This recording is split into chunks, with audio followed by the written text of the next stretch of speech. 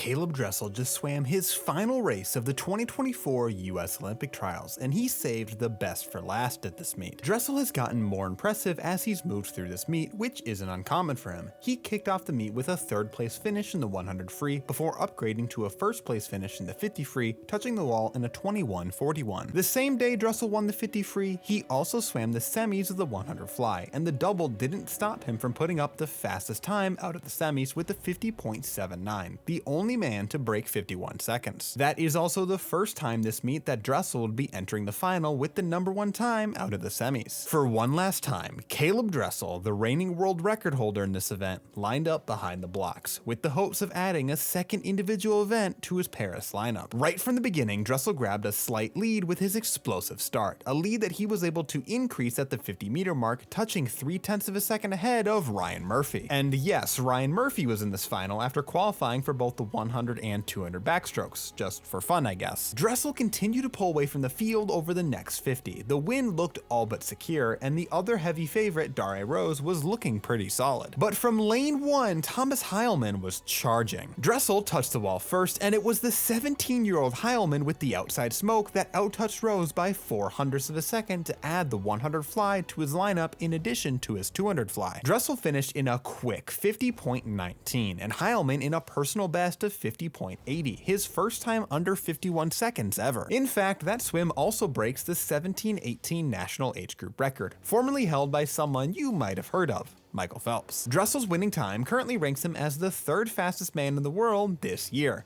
Heilmann and Rose, meanwhile, rank as the 7th and 8th fastest this year. Sitting at the top of the world rankings is Josh Liendo, Dressel's Canadian trading partner at the University of Florida. The 100 fly is very fast this year, with the top 10 fastest swimmers all under the 51-second barrier. And at the top of the rankings, the competition is very stiff, with the top 4 swimmers being separated by just 0.19 seconds. In fact, just for fun, let's compare Dressel's splits from this swim to the splits from Liendo's massive swim from Canadian trials.